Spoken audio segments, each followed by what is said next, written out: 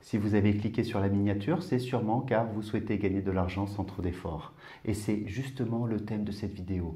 Vérifiez en moins de 15 minutes sur un site internet du gouvernement si une ou plusieurs banques ne vous doivent pas de l'argent. Il n'y a pas d'arnaque, vous n'avez rien à payer, c'est 100% légal et ça s'appelle Cyclade. Je vais donc faire une demande sur le site de la Caisse des dépôts pour mon compte personnel et après ce tuto, vous pourrez faire la même chose pour vous et pourquoi pas pour vos proches. Allez, on passe à l'ordinateur, mais juste après l'intro.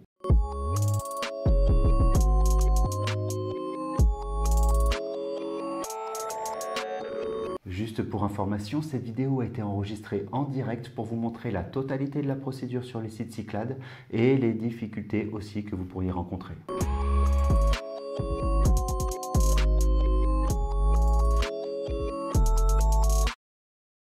Bonjour à tous et bienvenue au cabinet, je suis Jérôme Petit, expert comptable. Et durant l'été, je me suis dit que j'allais essayer de vous faire gagner un peu d'argent. Sans rentrer dans le détail, depuis une loi de 2016, les banques ont l'obligation d'identifier les comptes bancaires et les comptes d'assurance vie en déshérence et d'en transmettre la gestion passé 10 ans à la Caisse des dépôts. Et c'est dans ce cadre que vous pourriez retrouver de l'argent qui vous appartient. Car pour reverser les fonds des comptes bancaires et assurance vie inactifs, la Caisse des dépôts a ouvert fin 2021 le site Cyclade qui est dédié à la recherche de ces sommes oubliées. Par ce site, les services de l'État font leur travail de rechercher les bénéficiaires des comptes inactifs et au bout de 30 ans, si rien n'est reversé, les fonds deviennent les recettes exceptionnelles et sont versés définitivement à l'État. 30 ans, vous allez donc avoir le temps pour vérifier s'il existe des comptes bancaires à votre nom, mais autant le faire tout de suite. Donc, comment fonctionne concrètement Cyclade? D'après le communiqué officiel, il va y avoir 2 étapes. Dans un premier temps, vous allez remplir quelques informations sur votre état civil et le site internet va interroger la base de données de la Caisse des dépôts pour vérifier si vous ressortez de la base de données. Là, 2 possibilités. Soit aucune correspondance ne ressort et dans ce cas-là, malheureusement, la banque ne vous doit rien à ce jour, ou les banques n'ont pas encore reversé les fonds à la Caisse des dépôts. Et deuxième possibilité, bien plus intéressante, le site internet confirme l'existence d'un ou plusieurs comptes oubliés et dans ce cas, vous devrez faire une demande de restitution en ligne et après vérification de l'identité du bénéficiaire du compte, la Caisse des dépôts vous rétrocédera automatiquement l'argent. Ça, c'est la théorie. Maintenant, passons à la pratique. Pour trouver le site internet, le plus simple est de taper Cyclade avec un i dans votre moteur de recherche et de cliquer sur le site de la Caisse des dépôts. Au cas où, je vous ai également mis le lien dans la description. Une fois sur le site, on vous rappelle ce que je vous ai déjà dit. C'est-à-dire que l'argent des comptes inactifs est transféré à la Caisse des dépôts et que cet argent est le vôtre et qu'il vous revient. On vous rappelle également les étapes pour récupérer ces fonds et enfin, tout en bas dans la première page, vous avez la fonction « Je lance ma recherche ». Cliquons dessus pour voir le questionnaire. Alors, le titulaire du compte est-il décédé? Non, car je suis en train de faire une vidéo YouTube sur le sujet, mais ça veut sûrement dire qu'on doit pouvoir faire une demande pour nos parents ou grands-parents décédés.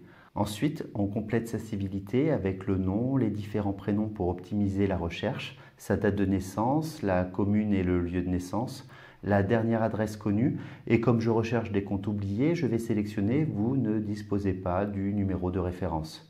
C'est un peu idiot comme question, car si je disposais des numéros de compte, je passerais directement par ma banque et pas par ce site. Il y a peut-être un truc qui m'échappe, mais allez, continuons. Donc, je ne suis pas un robot. Sélectionnez les cases où on vous montre un taxi. Il n'y a rien sur la voiture, donc je suppose que ce n'est pas un taxi. On clique sur « Ignorer ». Quoi? C'est un taxi? Attendez, je vous remets la photo juste 5 secondes. C'est un taxi pour vous, ça? Pour moi, non, c'est pas un taxi. On recommence. Cette fois, on clique sur les feux de circulation. Ah, c'est bon, je lance la recherche. Ah, on revalide les données. Lancer ma recherche. Non, c'est pas possible. Il y a une possibilité de correspondance. Voyons comment cela fonctionne pour récupérer les fonds. Votre espace personnel devra être créé dans les 15 prochaines minutes. Si vous voulez le créer plus tard, il faudra préalablement relancer une recherche. Je vais le faire tout de suite. Quelques informations et pièces justificatives vous seront demandées pour pouvoir traiter au mieux votre demande.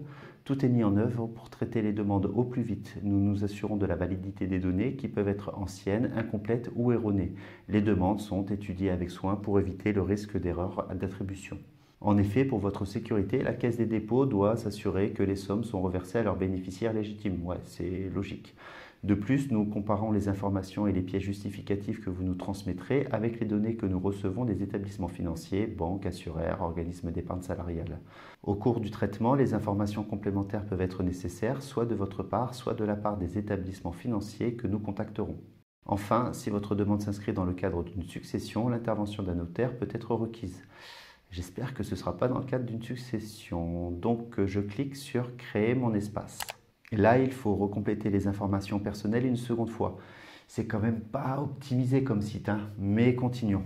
Allez, c'est reparti. Nom, prénom, nationalité, commune de naissance, date de naissance, domicile fiscal, code postal. Ah, il faut cliquer sur la ville, téléphone et adresse mail. Il faut créer un mot de passe avec un caractère en minuscule, un en majuscule, un caractère spécial et ou un caractère numérique. Google est mon ami, donc Google va créer mon mot de passe, ce sera plus simple. On accepte les conditions générales que personne ne lit jamais.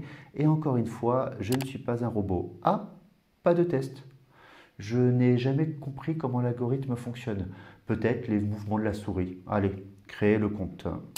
Ah, c'est pas terminé, il faut maintenant activer son espace personnel à partir d'un mail envoyé. Bon, je valide le mail et on revient dans un instant. A few minutes later. Une fois l'adresse mail validée, on retourne sur la page d'accueil et on clique sur mon espace. Google étant toujours mon ami, il a enregistré mon adresse mail et mon mot de passe. Sinon, bien entendu, il faut le renseigner et cliquer pour accéder à mon espace. Et là, qu'est-ce qui est dit? Attention, votre demande ne pourra pas être traitée par la Caisse des dépôts tant qu'elle n'a pas été finalisée et soumise.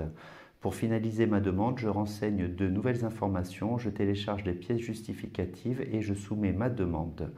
Toute demande non finalisée et non soumise dans un délai de 6 mois sera clôturée et supprimée de votre espace personnel. Bon, on ne va pas attendre 6 mois, on va le faire tout de suite. Donc dessous, il doit y avoir la demande en cours, c'est ça, je clique sur « Finaliser ».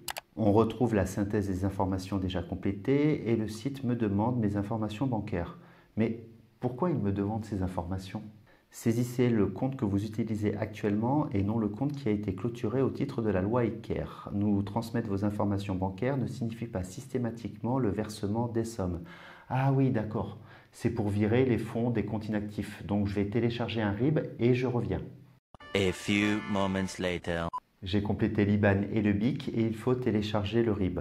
L'adresse n'a pas changé, c'est bon, il faut compléter les informations de naissance. On clique sur poursuivre et j'espère qu'on arrive à la fin. Et non, compléter ma demande. Veuillez joindre le justificatif indiqué ci-dessous. D'autres pièces pourront éventuellement vous être demandées en complément. Ne joignez pas de documents comportant des données sensibles sans lien avec le traitement de votre demande, exemple carte vitale, carte de mutuelle. Pour assembler plusieurs pages d'un même document, cliquez sur fusionner.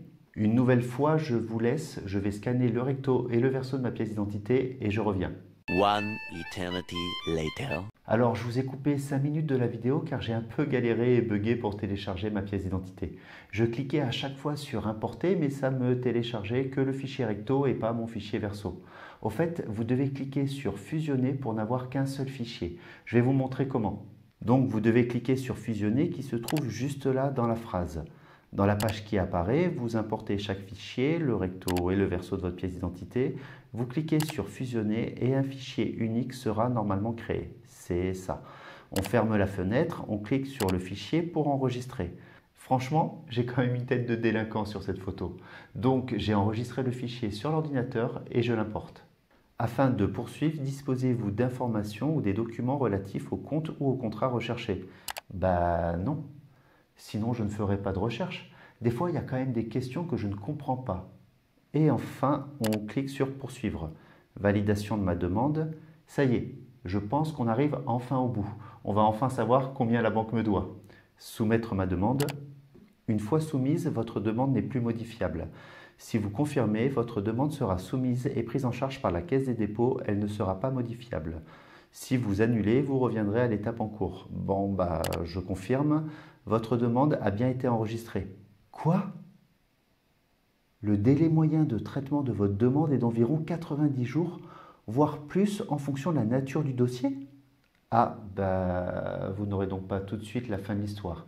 Mais dès que j'ai la réponse, je tournerai une deuxième vidéo conclusion et je pense que je vous mettrai la miniature à la fin de cette vidéo. 3 days later. En fait, non, je suis déjà de retour. Je reprends la vidéo car quelques jours après l'enregistrement de la première partie, j'ai reçu un mail de la Caisse des dépôts. Monsieur, nous faisons suite à la demande du 15 juillet 2022 sur le site Cyclades de la Caisse des dépôts. L'ensemble des informations que vous nous avez fait parvenir nous a permis de traiter votre demande et nous avons procédé au versement de vos fonds. Vous pouvez consulter le détail de votre demande en vous rendant sur votre espace personnel sur le site Cyclades, mon espace, mes demandes. Donc on va retourner sur le site Cyclades et sur mon espace pour, je l'espère, connaître le montant qui m'a été versé. Donc on retourne sur le site et sur mon espace. Ah, ça a changé, maintenant il est marqué paiement effectué, c'est plutôt bon signe. On va cliquer sur consulter, mais où peut apparaître l'information? Alors je descends, tiens, justificatif de paiement. On va cliquer dessus, hop, on ouvre le fichier. Non, c'est pas possible. 11 centimes. Je viens de voir 11 centimes. Nous vous informons que la somme de 11 centimes vous a été restituée le 19 juillet 2022 par virement, conformément aux coordonnées bancaires que vous nous avez fournies. Donc c'est bien ça, 11 centimes. Bon, j'espère que vous aurez plus de chance que moi. Si c'est le cas, n'hésitez pas à mettre le montant en description. En tout cas, vous l'avez vu, il faut une quinzaine de minutes pour faire le dossier Cyclades. Ça ne coûte pas beaucoup de temps et ça peut rapporter gros. Ou pas, comme dans mon cas.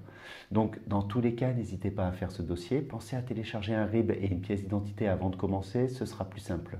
N'hésitez pas non plus à mettre le traditionnel pouce bleu pour m'encourager, à vous abonner à la chaîne et à activer la cloche de notification.